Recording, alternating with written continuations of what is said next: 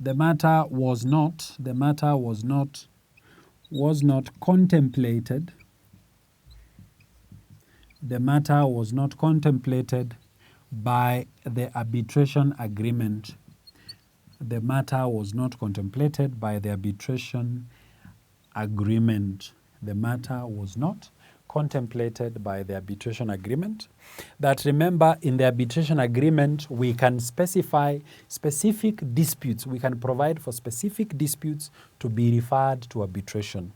So where the dispute arbitrated is outside the specific that we have provided for arbitration, then we say that that is a matter not contemplated by arbitration, by the arbitration agreement. It is a matter concerning these specific parties where arbitration has no jurisdiction. Then if an award has been given on such a matter, that award can successfully be appealed against. I want us to conclude by looking at the advantages of alternative dispute resolutions.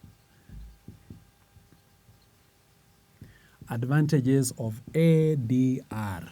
Advantages of alternative dispute resolution. What would be the benefit of subjecting a dispute through negotiation, mediation, or arbitration?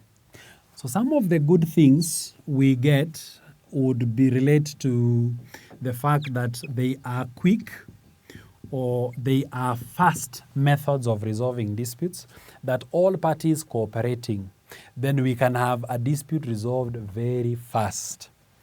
There is also the element of controlling costs. Controlling costs. We would not want to say that it's a cheap process. Cheap is relative. But the fact is we can control the costs we incur. That having the choice to have 10 arbitrators and one arbitrator, you could choose one arbitrator if the interest is saving on the fees or the allowances you pay your mediators or your arbitrators. Given the choice of meeting at your home or at a hired restaurant space, you could choose to meet at home where saving costs of the venue is a concern for the parties. So with these ADR methods, then the costs incurred in resolving the disputes are within our control. We can determine how much we spend in an ADR process. These processes are also flexible. They are also very flexible processes. They are not bound by the doctrines of precedent. That the ADR process, in the name of a mediation in arbitration and negotiation, the processes are not bound by any previous decisions that have been made that they must observe. That the mediators could make a new decision based on the circumstances they are faced with, that the arbitrator could make a very new decision in a matter depending on the circumstances that they are faced with in their particular case. We are also describing these processes as being convenient. They are convenient. They present the disputing parties with a lot of options. For instance, you choose where the process is to happen. You even choose the language the proceedings are to be carried out. You will present yourselves at the time of your convenience. So all those options that the parties have, then these parties enjoy, makes these processes very convenient processes to the parties. The other advantage is the issue of confidentiality.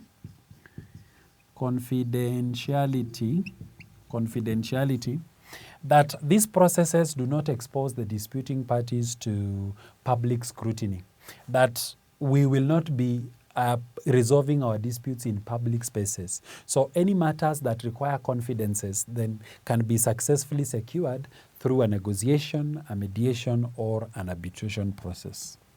Then lastly, it is possible to maintain relationships.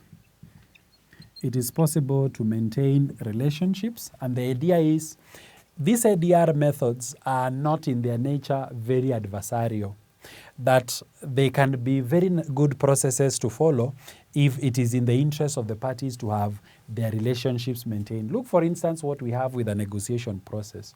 It is the parties talking to one another to find an amicable solution to their dispute. Look at mediation. It is the parties inviting a neutral third party to suggest some possible solutions, but it is still upon the parties to end up deciding on what the solution to their dispute shall be. So class, that brings us to the end of this lesson, where I want to recap just some of the things that we have pointed out.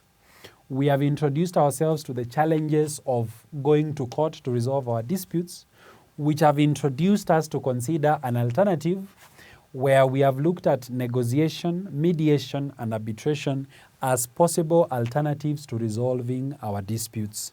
We have also looked at the benefits that we can get from a negotiation process, a mediation process, or an arbitration process. I now want to refer you to the commercial law revision partner to some specific questions on this topic that have been examined before, which should help you in your revision. We have had a question that has asked students to state 4 ways through which the independence of the judiciary might be actualized. We have had a question asking students to state 5 circumstances under which the High Court can set aside an arbitration award. We have a question here asking candidates to list 4 superior courts.